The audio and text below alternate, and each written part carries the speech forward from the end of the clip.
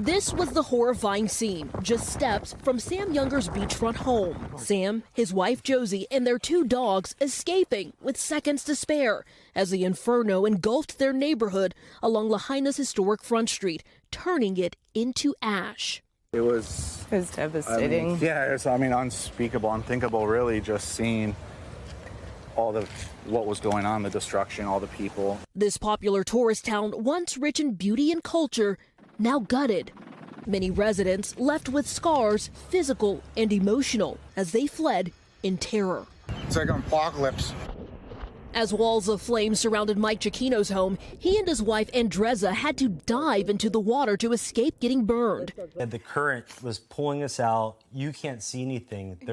At one point, we have fire on us, and we don't know where land is. Finally, making it back to shore, they desperately searched for their missing dogs. Then heard the cries of their neighbors. It was like every 10 feet was help, help.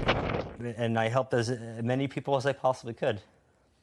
But I couldn't go any further because there's just too much heat. While thousands have been evacuated, as her street burned, surf instructor Lisa Panis refused to leave, instead rescuing others from their homes. Me and my friend ran into a burning building. We rescued 2 kids, got them safe to their mom. Residents of the sacred land now helping each other recover. Churches and shelters offering the displaced free clothes, food, and a safe place to sleep. It's going to take a lot of work and a lot of years and a lot of manpower, but I have no doubt that it will bounce back.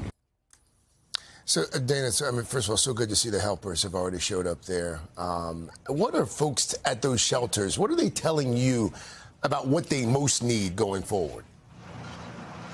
Well, Craig, the biggest need right now is temporary housing. Many of these families, their homes have burned to the ground, and officials say in Lahaina there's nothing left. So the big challenge is going to be rebuilding, and where are you going to put those homes? Even Hawaiian officials have asked people across the state to open up their homes to evacuees.